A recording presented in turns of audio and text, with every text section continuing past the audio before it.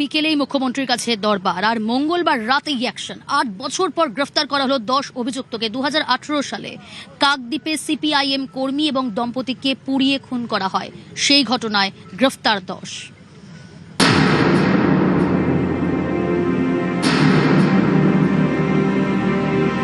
সেই 2018 থেকে আজ 2026 দীর্ঘ লড়াই। আমি যাদেরকে কমপ্লেন করেছিলাম তাদেরকে আজকে পুলিশ ইন্ট্রোডাকশনের জন্য আজকে অ্যারেস্ট করেছে, আজকে তাদের কোর্টে প্রডিউস করবে। এটা শুভেন্দুবাবু আমাদের এটা করেছেন। আমি চাইবো এই বিচারটা আরও যাতে তাড়াতাড়ি হয়, সেটা আমি আশা রাখবো।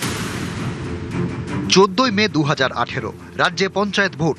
দক্ষিণ 24 পরগনার কাকদ্বীপের বুধাখালীতে ঘরের মধ্যে দম্পতির পোড়া দেহ উদ্ধার। স্বামী স্ত্রী দুজনেই সিপিআইএম কর্মী।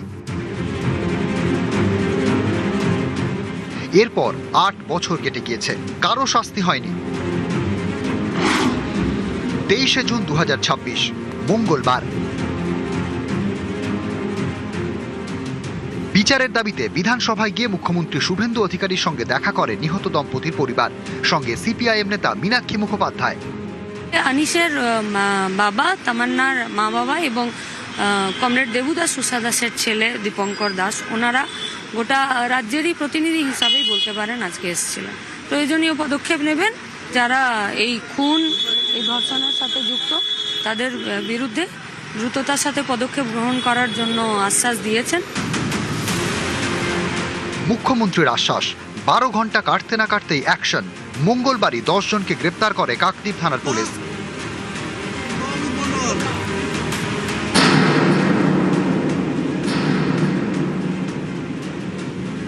সেই সময় রাতে অনেক পুলিশ অফিসার গেছিলেন যে বডিটাকে হাইজ্যাক করার সময়, এবং সেই সময় সেই পরিস্থিতিতে এই লোকগুলি তখন বডিটাকে আটকে রাখে যাতে এটা নিরপেক্ষ তদন্ত হয় এবং পরবর্তী ক্ষেত্রে তাদেরকে নাম দেওয়া হয়, তাদেরকে অ্যারেস্ট করা হয়।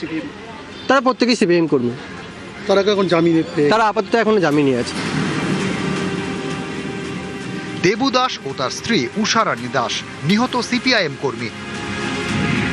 পরিবারের অভিযোগ, 2018 সালে পঞ্চায়েত ভোটের আগের রাতে দেবু এবং উষা রানী দুজনকে বাড়িতে পুড়িয়ে খুন করা হয়। অভিযোগের আঙুল ওঠে বুধাখালী গ্রাম পঞ্চায়েতের তৃণমূল সদস্য অমিত মণ্ডলের দিকে। 2018 সালে অমিত মণ্ডল সহ 11 জনের বিরুদ্ধে কাকদ্বীপ থানায় অভিযোগ দায়ের।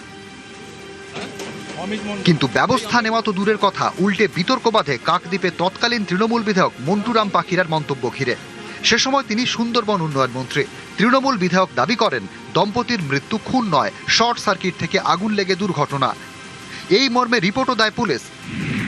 জেলা পুলিশ রিপোর্ট দেয় দুর্ঘটনার কারণে মৃত্যু, কেউ আগুন লাগায়নি। আজকের এই সরকার চেঞ্জ হয়েছে বলে আজকে একটা মানুষ বলার সুযোগ পাচ্ছে। কোনো কমপ্লেন না নিয়ে আমাকে থানা থেকে চলে যেতে বলে, আমি চলে যাই। পুলিশের উচ্চতর আধিকারিকরা তারা বলছে যে এই ঘটনা একটা শর্ট সার্কিটের ঘটনা। আমি দেখেছি ঘটনা ঘটেছে, ওনারা বলছেন যে শর্ট সার্কিটের ঘটনা। তাহলে প্রশাসনের এটা মদত আছে। ওই দিন কি ঝড় বৃষ্টি হয়েছিল? হ্যাঁ, ওই দিনে তো ঝড় বৃষ্টি হয়েছিল, কাকদ্বীপে গোটা এরিয়া জুড়ে কারেন্ট ছিল না।